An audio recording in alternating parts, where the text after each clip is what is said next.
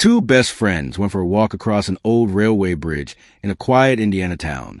By sunset, they were gone. The only clue left behind was a short video one of them recorded on her phone of the man believed to be their killer. This is the story of the Delphi Murders and the bridge that recorded the crime. Delphi, Indiana, population just under 3,000. It's the kind of American town where people still wave from their porches, and the loudest sound on weekends is a train echoing across the Wabash River. In February 2017, winter lingered over the state. The trees stood bare, and a light frost clung to the abandoned railway bridge known as the Monon High Bridge, a 63-foot-high, 853-foot-long relic of the 1890s. For local teens, it was both a landmark and challenge. Cross it without looking down. For two young girls, Abigail Abby Williams, age 13, and Libby German, age 14, it was the perfect place to explore on a school-free day. Monday, February 13th, 2017. School had been canceled because of a staff in-service day. At around 1 p.m., Libby asked her sister for a ride to the bridge trail. Abby tagged along. They were dropped off near the Monon High Bridge trailhead just after 1:35 p.m. The girls laughed, took photos, and posted one to Snapchat, a shot of Abby walking across the bridge in her blue coat, the sun glinting off the wooden planks. It would be the last image they ever shared. When Libby's father arrived to pick them up at 3:15 p.m., they were nowhere to be found. Calls went unanswered. Texts stopped delivering. By 5:30 p.m., family members reported them missing. Dozens of volunteers, police officers, and firefighters combed through the area with flashlights as the February cold tightened its grip. They searched until midnight and resumed at dawn. On February 14th, 2017, at about 12:15 p.m., searchers found two bodies on the north bank of Deer Creek, roughly half a mile from the bridge. The discovery sent shockwaves through Delphi. Police quickly sealed off the area and called in the Indiana State Police and the FBI. Within hours, investigators confirmed what everyone feared. The victims were Abby and Libby. Their cause of death was never publicly released, a choice officials made to protect the integrity of the investigation. But one detail would soon change everything. Libby's phone had captured a brief video and audio clip of a man following him on the bridge. The recovered video showed a man in jeans, a blue jacket, and a brown hoodie, walking steadily toward the girls. In his voice, just 3 chilling words. Down the hill. It was a calm, commanding tone, not a shout, not a whisper. When authorities released that audio on February 15th, 2017, it spread across every news network in America. People replayed it thousands of times, trying to catch inflection, accent, or emotion. The man became known as Bridge Guy. Delphi went from sleepy to spotlight overnight. TV trucks lined the streets. Podcasters analyzed the video frame by frame. The FBI profiled more than 25,000 tips within the first month. Posters with a grainy still of Bridge Guy appeared in gas stations and grocery stores. The reward climbed to $325,000. But weeks turned into months, and there were no arrests. In July 2017, police released the first composite sketch, a middle-aged man with a goatee and cap. 2 years later, in April 2019, they shocked everyone by revealing a second sketch, a much younger man, clean-shaven, no hat. Authorities said both sketches were connected, but the second represented the primary suspect. This sudden change reignited public speculation. Was it two suspects? Or had the investigation shifted entirely? Investigators analyzed a 3-word clip with sound engineers, trying to pinpoint region, age, and tone. Experts suggested the voice belonged to a man between 30 and 50 years old, native to the Midwest. But even with enhanced software, the clip was too short for a definitive match. Forensic analysis of Libby's phone showed she had incredible presence of mind. She started recording before the man approached. That one decision gave police their most valuable lead, proof the girls had encountered their killer on the bridge. By late 2019, leads dried up. Speculation online exploded. YouTube, Reddit, and Facebook groups debated every possible suspect. Police repeatedly warned against spreading rumors or naming locals, reminding everyone that online detective work often hurt the families more than it helped.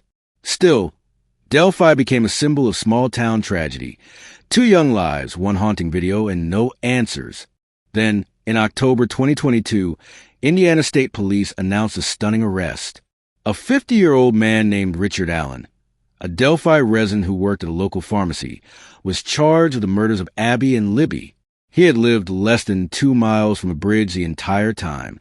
Investigators revealed that Allen admitted being on the trail that day, and an unspent bullet found near the girls' bodies matched the gun registered to him. The case against him remains sealed in parts, and the trial has faced multiple delays. But for many, this arrest marked the first real step toward justice. Through it all, both families have shown unimaginable strength. Libby's grandparents helped launch advocacy efforts for better digital evidence access in missing child cases. Abby's mother continues to speak publicly about keeping community awareness alive. Each February, the town holds a remembrance walk across the Monon High Bridge trail, candles in hand, silence except for the sound of the wind over the planks. As of 2025, Richard Allen awaits trial. Defense attorneys have made headlines with unusual claims, alleging alternate suspects and challenging the crime scene integrity. But for now, police say they remain confident they've arrested the right man. Still, questions linger. Was Allen acting alone? Why were details of the crime scene kept sealed for so long? And could more evidence be hidden within Libby's short, courageous video? That 43-second clip, shaky, grainy, barely audible, is more than just evidence. It's the voice of a generation demanding answers. When the Delphi murders made national news, it wasn't just another small-town tragedy. It became one of the most analyzed cases in America. Everyone wanted to know, how could 2 young girls vanish in broad daylight, in a place so familiar, surrounded by locals, and no one saw a thing? Libby German's quick thinking and recording the suspect changed how investigators approach digital evidence today. That short clip, only 43 seconds, proved that a simple smartphone could capture history in real time. For months after the release, analysts online dissected every frame. Was he limping? Was that a fanny pack or a gun? Did he say anything else the police didn't release? In truth, investigators confirmed that there is more audio and video that the public has never seen. But they've held it back, because only the real killer would know what's in it. That secrecy became both a shield and a source of frustration for the public. The Delphi case hit during the golden age of online investigation. YouTube channels, Reddit threads, and TikTok crime accounts all started building timelines, identifying suspects and connecting unrelated dots. While some found genuinely useful information, others went too far, harassing locals, posting false names, and even accusing grieving family members. Authorities had to release multiple warnings, reminding citizens not to become vigilantes. Still, public interest never died down. Every new interview, every minor update, brought waves of new theories. And in the middle of it all were 2 families, trying to grieve while the world turned their daughter's tragedy into online content. Indiana State Police Superintendent Doug Carter became the public face of the investigation. In press conferences, his emotional appeals struck a chord. To the killer, we know this is about power to you, but the investigation is not over. His sincerity and confidence kept national attention alive, even as years passed without answers. Carter often reminded reporters, "We are one piece of evidence away." It was a haunting statement, both hopeful and painful. The turning point came when investigators re-examined evidence from the crime scene years later. A .40 caliber unspent bullet had been found near the girls' bodies. In 2022, forensics linked that bullet to a Sig Sauer P2 .26 pistol owned by Richard Allen, a local CVS employee who had voluntarily spoken with police in 2017. At that time, he told them he'd been on the bridge that day, just watching the fish. But the gun match, through ballistic markings, connected him to the crime scene. It was the first physical link authorities had ever confirmed. On October 28, 2022, Allen was arrested and charged with 2 counts of murder. News of the arrest stunned the town. Allen wasn't a drifter or an outsider. He lived quietly with his wife, worked at the local pharmacy, and was known as polite and dependable. He even printed photos for the families at CVS after the murders. People couldn't believe it. But when investigators search his home, they seize weapons, clothing, and digital devices. The probable cause affidavit, though sealed for months, described disturbing evidence tying Allen to the scene, including the unspent bullet and eyewitness sightings placing him on the trail. Since Allen's arrest, the case has been tangled in legal delays. His defense attorneys claim he's being framed, and that crime scene contamination destroyed potential exculpatory evidence. They've filed motions accusing police of misconduct, claims investigators deny. In late 2023, the defense leaked photos of the crime scene online, sparking outrage and disciplinary action. One of Allen's attorneys eventually withdrew from the case.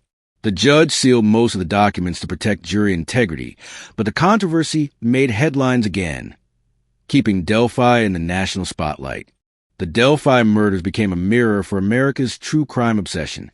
They showed how small towns, once symbols of safety, could hold secrets darker than anyone imagined. The case mixed everything: modern technology, social media, police secrecy, and the power of a single smartphone video. Even now, viewers on TikTok, YouTube, and Reddit continue to share theories.